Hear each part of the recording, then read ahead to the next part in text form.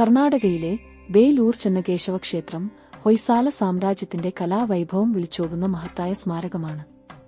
12ാം നൂറ്റാണ്ടിൽ ഹൊയ്സാല രാജാവായ വിഷ്ണുവർദ്ധനൻ ചോളന്മാരുടെ മേൽ നേടിയ വിജയത്തിന്റെ ഓർമ്മയ്ക്കായാണ് ഈ മഹാക്ഷേത്രം പണികഴിപ്പിച്ചത്.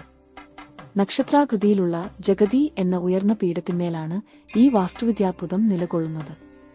അതിസൂക്ഷ്മമായ കൊത്തുപണികൾക്ക് വഴങ്ങുന്ന മൃദുവായ സോപ്പ് സ്റ്റോണിലാണ് ഈ ക്ഷേത്രം നിർമ്മിച്ചിരിക്കുന്നത്.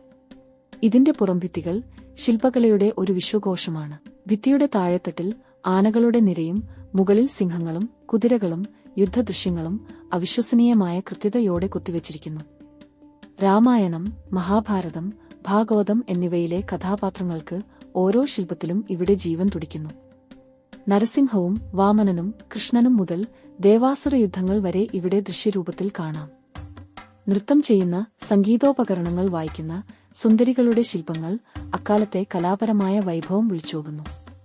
ഒരു ആരാധനാലയം എന്നതിലുപരി പുരാതന ഭാരതത്തിന്റെ സംസ്കാരവും സാമൂഹിക ജീവിതവും കല്ലിൽ എഴുതിയ ചരിത്രഗ്രന്ഥമാണ് വേലൂർ ചെന്നകേശവ ക്ഷേത്രം. ഹാലേബീഡ്, സോമനാഥപുര എന്നിവയ്ക്കൊപ്പം ഈ ക്ഷേത്രസമുച്ചയവും യുനെസ്കോയുടെ ലോക പൈതൃക സ്മാരക പട്ടികയിൽ അഭിമാനപൂർവ്വം നിലകൊള്ളുന്നു.